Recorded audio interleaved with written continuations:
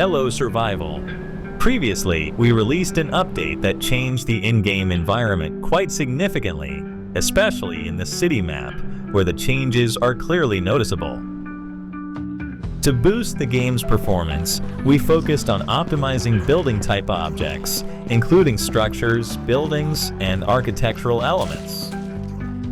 This was a task that required a lot of development time due to the complexity of designing and placing these buildings in a way that allows them to be reused efficiently. We also made adjustments to the surrounding environment to support optimization. Another system we'd like to introduce is Visibility Proxy, a system created to assist with object loading across each map. We've improved the environment in the city map by adding more complexity and detail while also optimizing the game. This was done by placing objects to block the player's line of sight, which helps reduce the rendering distance of objects in front of the player. At the same time, this approach helps guide gameplay flow, allowing players to better understand the area they are currently exploring.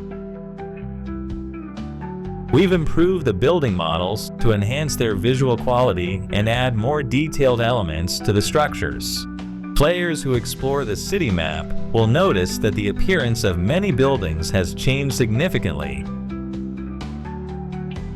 We've improved the building interiors to better match the structure and shape of each building, while also expanding the navigable space compared to the previous layout.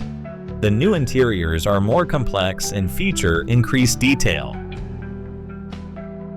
We've added long-distance object rendering using the HLOD hierarchical level of detail system, a method that helps reduce memory load by generating simplified models for distant rendering.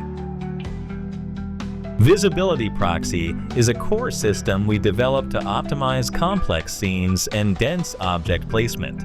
It works by dividing the map into zones and rendering only the objects within zones that the player is close to.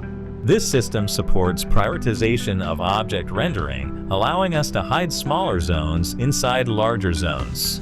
For example, when the player is inside a large zone, only nearby smaller zones will be rendered. It also supports hiding interior objects when the player is outside a building, and hiding certain exterior elements when the player is inside, helping to further reduce load and improve performance. We've improved the building models to better support higher quality optimization. We created modular models that can be reused to assemble various building configurations, allowing us to create diverse environments and distinct locations more efficiently.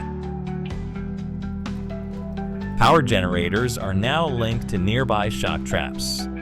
When a player activates the generator, it automatically powers shock traps within range.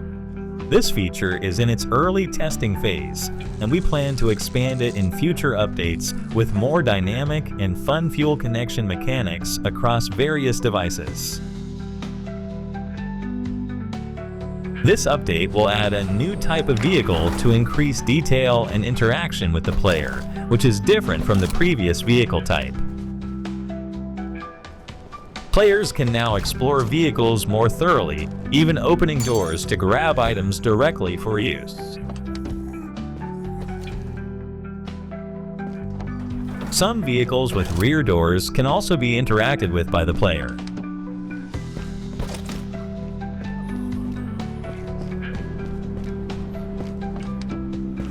Don't forget to follow us on social media. Thanks for watching.